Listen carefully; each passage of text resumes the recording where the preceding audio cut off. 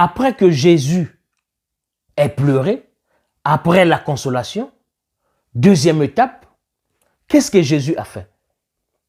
Jésus a demandé, où l'avez-vous mis? Où avez-vous mis ce cadavre? Donc, la localisation. Jésus te demande, quel est l'endroit qui te fait mal par rapport à l'arrachement? Jésus te demande, montre-moi là où tu souffres. Montre-moi là où tu as enterré la situation. Montre-moi où est l'amertume de la situation qui t'a touché. Où l'avez-vous mis? Où as-tu mis cette situation? Où est le mal qui fait à ce que tu ne vives pas la vie que Dieu t'a donnée? Où as-tu mal? Là, c'est la localisation. Est-ce que c'est dans la tête? Est-ce que c'est dans les yeux? Dans le cœur? Au dos? Au ventre? Où? Prends Jésus. Jésus maintenant te demande, c'est où? Où as-tu mal? Où l'avez-vous mis? Deuxième étape. Troisième étape, quand tu lui pointes le doigt, quand tu lui dis, j'ai mal ici, ça me fait mal, ça me brûle, c'est mon cœur qui est brisé, c'est mon âme qui est brisée. Alors, quand Jésus est venu devant le tombeau de Lazare, bien-aimé, alléluia, ah, la Bible est Dieu est merveilleux. Cette année 2022, mon frère, ma soeur, si tu veux la réalisation de tous tes projets, la réalisation de ton rêve, la réalisation de ce que, c'est-à-dire le même projet, le même vœu, le même rêve, que tu ramènes année par année, voici la clé, l'une des clés où tu vas accéder à la réalisation de ce rêve. Ton rêve ne se réalise pas, un, parce que tu demandes mal. Deux, parce que quand tu demandes, toi-même, tu as une tombe, tu as un tombeau en toi. Jésus vient, on lui montre ta tombe. Qu'est-ce qu'il dit? Il dit, ôtez-moi cette pierre. Jésus te demande de ôter la pierre. Ouvre le tombeau. Ouvre, enlève cette pierre tombale. La pierre tombale, c'est quoi? C'est les paroles que tu as dites quand tu étais dans la douleur. Quand tu as dit, maman est partie, là c'est fini, ma vie n'a plus de sens. Là c'est fini, je ne vais plus faire des efforts. Maman est partie, je ne crois plus en personne. Maman est partie, je n'ai plus confiance en personne. Ça c'est ta pierre, ça c'est ton tombeau. Ta pierre c'est quoi? Tu as dit, ce monsieur-là, il est venu, il m'a fait des enfants, il est parti. Ah, c'est fini. Je ne veux plus aimer parce que tous les hommes sont pareils. Là, c'est fini. Moi, je veux rester seulement comme ça. Je vais me contenter de mes enfants. Ah non. Donc, ça, c'est ce qui te tue. Ça, c'est une pierre tombale. Et Jésus te demande de ôter cette pierre. Jésus, c'est Dieu. Il n'est pas avare de miracles. Jésus n'est pas limité miraculeusement. Il pouvait venir par miracle, on va voir la pierre tombale se rouler. Et puis, non, mais Jésus a demandé, ôtez-moi cette pierre. Dimension spirituelle. Prophétiquement, ça veut dire que ouvre ton cœur. Ton cœur est un tombeau. Donc, quand toi-même tu te fais la promesse, quand toi-même tu te dis que je ne vais plus vivre comme je vivais avant telle situation. C'est un cadavre, c'est un tombeau, tu as mis la tombe, c'est fini.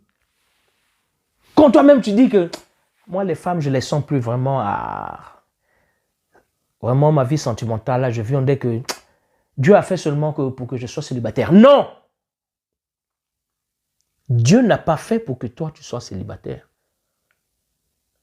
Au contraire, dans Genèse, Dieu a dit qu'il n'est pas bon que l'homme soit seul. Ce n'est pas Adam qui a demandé à Dieu, vraiment Dieu, je suis seul, trouve-moi une copine, ou bien non. Dieu lui-même a constaté, il a tout fait, la terre, les animaux, tout. Après, il s'est dit, ah, ma création ne pourra pas être parfaite sans qu'il y ait un semblable à ce monsieur. Dieu a dit, il n'est pas bon que l'homme soit seul.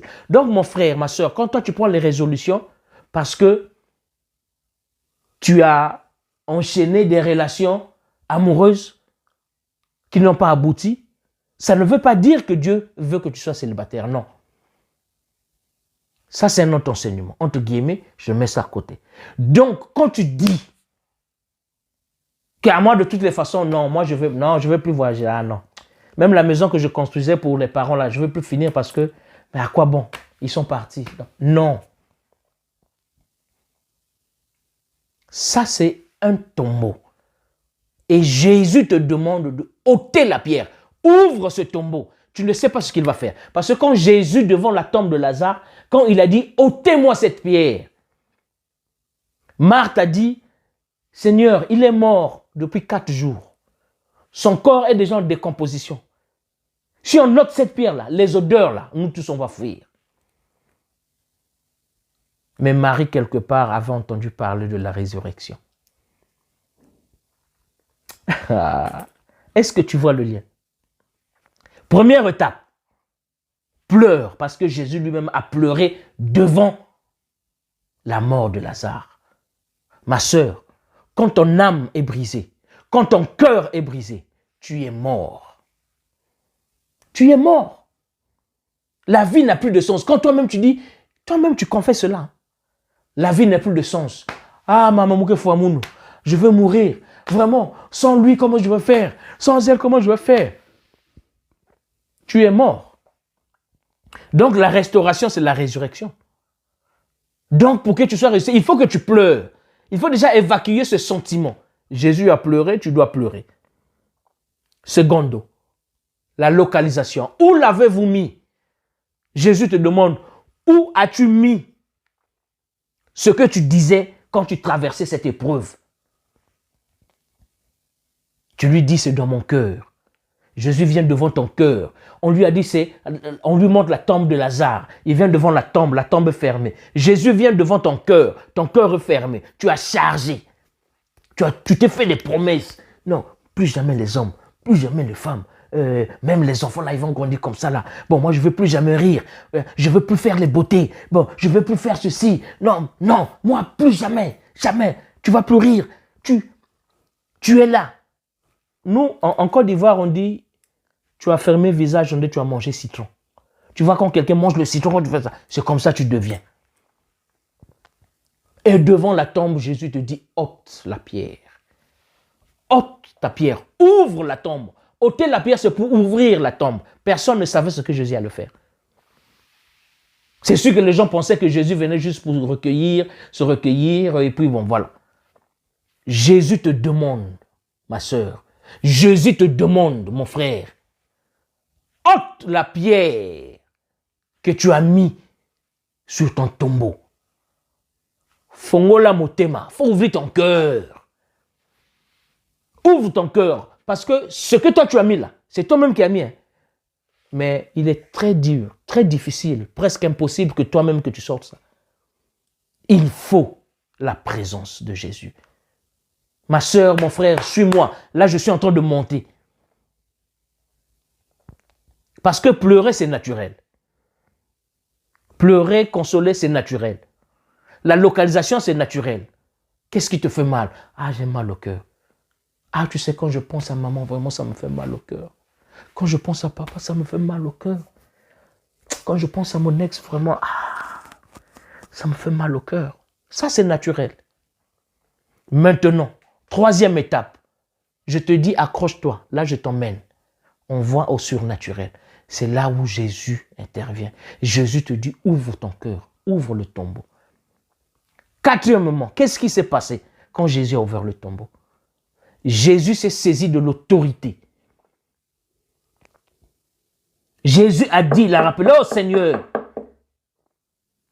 il faut opérer ce miracle pour que ce monde, ce peuple, sache que je suis le Messie. Qu'il sache que je suis là pour faire ta volonté. Ça, c'est l'autorité devant la situation mortuaire. Et il dit, Lazare, lève-toi. Lazare, sors. Jésus te dit, prends l'autorité.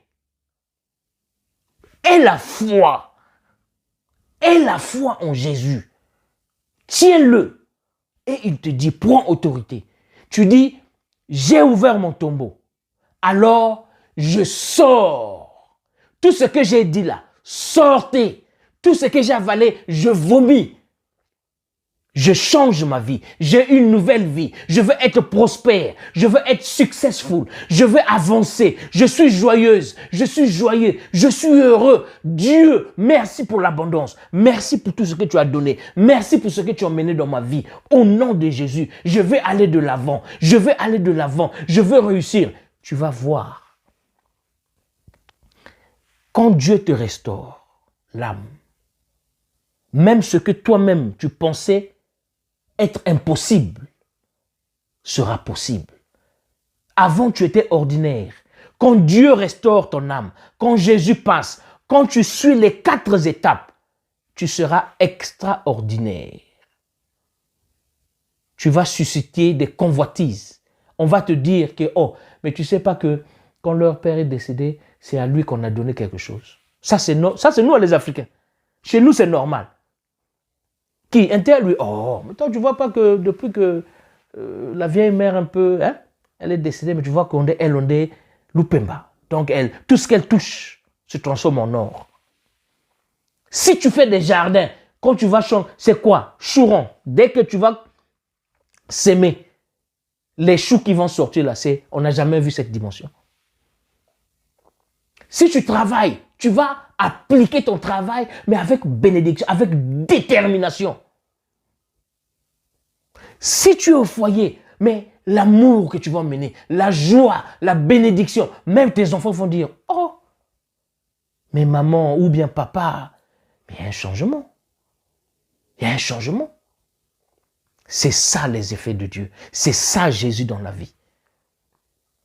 Mon frère, ma soeur, ouvre ton cœur. Ouvre ton tombeau, enlève la pierre tombale, laisse Jésus entrer, entre avec Jésus, prends autorité de ta situation, prends autorité et prophétise, lève-toi, sors de ce tombeau. Il y a la restauration. Lazare a d'abord eu le corps et après le sang. Jésus nous a donné son corps. La Sainte Seine, rappelle-toi, prenez, mangez, ceci est mon corps. Il nous a donné son sang. Prenez et buvez, ceci est mon sang. Et quand tu fais la Sainte Seine, c'est quoi?